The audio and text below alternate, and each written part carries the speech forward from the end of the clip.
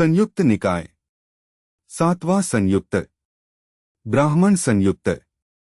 ब्राह्मण संयुक्त में 22 सूक्त हैं।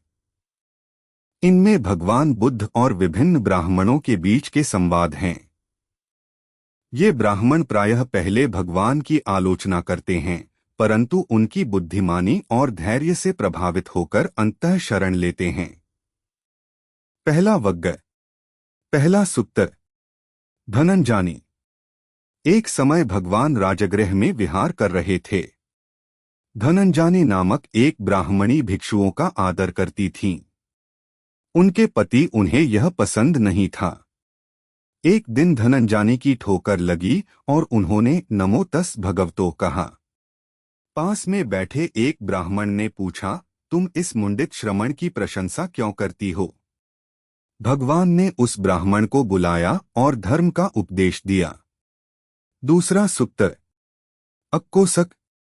अक्कोसक एक उग्र ब्राह्मण थे जो लोगों को गाली देते थे। उन्होंने भगवान के पास जाकर उन्हें भी गाली दी। भगवान ने शांति से पूछा, यदि तुम किसी को भोजन कराओ और वह न खाए तो वह भोजन किसका होगा? अक्कोसक उसी का जिसने परोसा। भगवान, उसी प्रकार तुमने मुझे गाली दी, परंतु मैंने उसे स्वीकार नहीं किया, तो वह गाली किसकी हुई? अक्कोसक निरुत्तर हो गए। उन्होंने भगवान से क्षमा मांगी और शरण ली। तीसरा सूक्त असुरिंद। असुरिंद ब्राह्मण भगवान के पास गाली देने आए। भगवान ने उन्हें भी वही उत्तर दिया जो अक्कोसक को दिया था। असुरिंद ने पूछा, क्या आप कभी क्रोधित नहीं होते? भगवान, जिसने क्रोध को जड़ से उखाड़ दिया है वह क्रोधित कैसे होगा? मेरे मन में तुम्हारे प्रति कोई विरोध नहीं। चौथा सूक्त बिलंगिक। बिलंगिक ब्राह्मण को लगता था कि श्रमण लोग काम नहीं करते और भिक्षा मांगकर जीते हैं। उन्होंने भगवान से पूछा, क्या तुम काम करते हो? भगवान, हाँ, मैं खेती करता हूँ। ब्राह्मण, परंतु मैंने कभी तुम्हारा हल और बैल नहीं देखा। भगवान, श्रद्धा मेरा बीज है, तप मेरी वर्षा है, प्रज्ञा मेरा हल है, लज्जा मेरी हलचाल है। मैं अमृत की खेती करता हूँ। बिलंगिक बहुत प्रभावित हुए। पांचवा सूक्त मग। मग ब्राह्मण ने भगवान से पूछा, कौन से यज्ञ और दान श्रेष्ठ हैं? भगवान ने उत्तर दिया, जो यज्ञ और दान बिना हिंसा के, प्रेम और करुणा से दिए जाएं, वे श्रेष्ठ हैं। हिंसा से भरे यज्ञ भले ही बड़े हों, वे पुण्य नहीं देते। सच्चे दान से मन शुद्ध होता है। छठा सूक्त कुंडल। एक दिन एक ब्राह्मण ने भगवान को प्रणाम किया। उसने पूछा, आप किस बात में श्रेष्ठ हैं? भगवान ने कहा, जो अपने मन को वश में कर लेता है, जो लोभ, द्वेष और मोह से मुक्त हो जाता है, वही सच्चे अर्थ में श्रेष्ठ है। ब्राह्मण ने यह सुनकर शरण ली। सातवां सूक्त शिव। शिव ब्राह्मण ने पूछा, ब्राह्मण को किस प्रकार जीवन जीना चाहिए? भगवान, ब्राह्मण वह है जो सत्य बोलता हो, जो पाप से दूर रहता हो, जो ज्ञान में श्रेष्ठ हो। जाति से ब्राह्मण नहीं होते, कर्म से होते हैं। शिव को यह बात पसंद आई। उन्होंने शरण ली। आठवां सूक्त पच्चन। पच्चन ब्राह्मण को भगवान के उपदेश से बड़ा असंतोष था। उन्होंने कहा, श्रमण गौतम, तुम तो घर बार छोड़कर निकले हो। ऐसा करना कायरता है। भगवान ने उत्तर दिया, जो इंद्रियों के संग्राम में जीत लेता है, जो अपने मन पर विजय पाता है, वही सच्चा योद्धा है। जंगल में बैठकर साधना करना कायरता नहीं, वीरता है। नौवां सूक्त सुंदरिक। एक ब्राह्मण अग्निहोत्र यज्ञ कर रहे थे। यज्ञ के बाद वे किसी योग्य व्यक्ति को प्रसाद देना चाहते थे। उन्होंने भगवान को देखा और पूछा, तुम्हारा जन्म कहाँ हुआ? भगवान, जन्म मत पूछो, कर्म पूछो। लकड़ी से अग्नि जलती है, न कि जाति से। उसी प्रकार ज्ञान और शील से व्यक्ति श्रेष्ठ बनता है। ब्राह्मण बहुत प्रभावित हुए और भगवान को प्रसाद दिया। 10वां सूक्त। घटीकार। भगवान ने भिक्षुओं को घटीकार कुम्हार की कथा सुनाई। घटीकार अपनी मां की देखभाल करते थे और अत्यंत सरल जीवन जीते थे। उनकी भेंट काश्यप बुद्ध से हुई थी।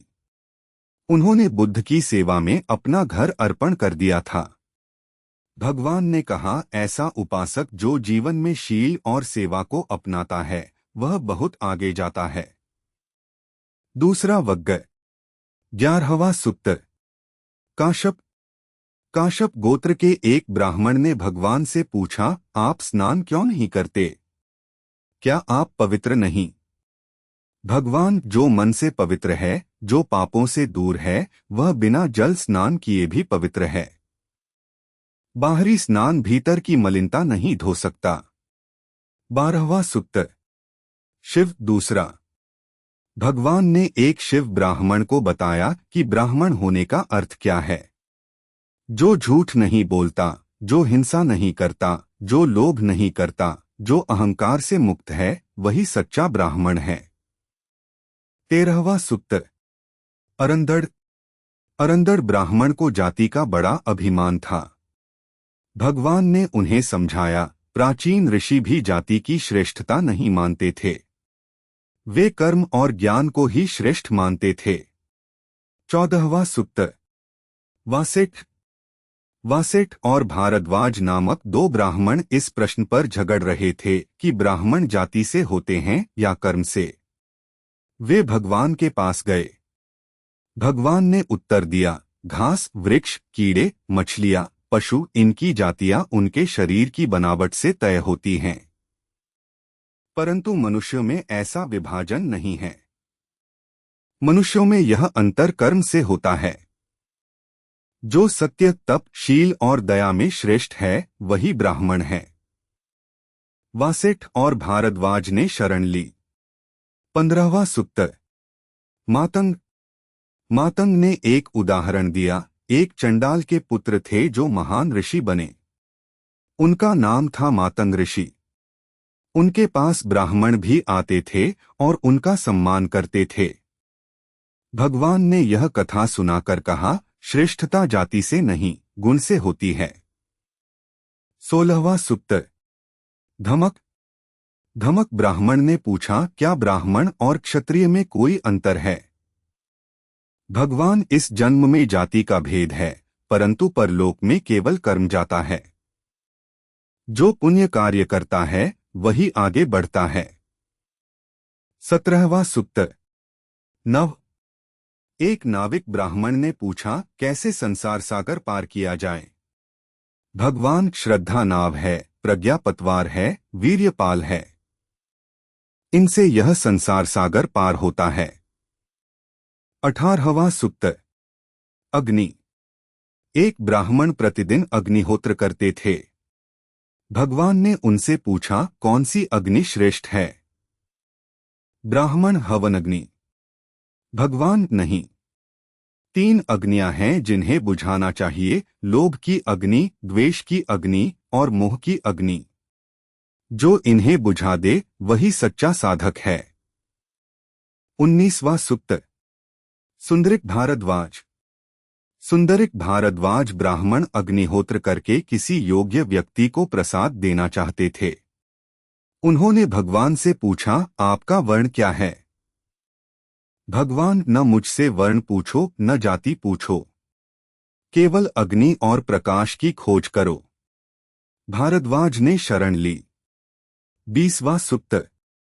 बहुधनी। बहुधनी ब्राह्मण धन संग्रह करने में लगे थे।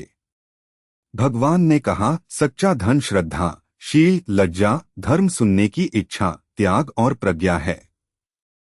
यह धन न चोर चुरा सकता है न आग जला सकती है। 21वां सूक्त। अच्चयंत। अच्चयंत ब्राह्मण ने पूछा, जीवन में क्या पाना चाहिए? भगवान, श्रद्धा, शील, उदारता और प्रज्ञा, ये 4 गुण प्राप्त करने वाला व्यक्ति इस जीवन में और परलोक में भी सुखी रहता है। 22वां सुक्त। मनत्थद्ध। मनत्थद्ध ब्राह्मण बहुत अभिमानी थे। वे किसी को प्रणाम नहीं करते थे। भगवान के पास आने पर भी उन्होंने प्रणाम नहीं किया। भगवान ने कहा, जो व्यक्ति अभिमान से भरा है उसका अभिमान ही उसके पतन का कारण है। जो अपने बड़ों का, माता पिता का, गुरुओं का आदर करता है उसे सुख मिलता है। मनत्थद्ध को यह बात समझ आई। उनका अभिमान गल गया। इस प्रकार ब्राह्मण संयुक्त समाप्त होती है। इन 22 सुक्तों में हम देखते हैं कि भगवान बुद्ध ने जाति प्रथा को चुनौती दी और बार बार कहा, श्रेष्ठता जाति से नहीं, कर्म और गुण से होती है। यह संदेश आज भी उतना ही प्रासंगिक है। सद्धम्म को सुनने के लिए धन्यवाद। बुद्धं शरणं गच्छामि, धम्म शरणं गच्छामि, संघं शरणं गच्छामि।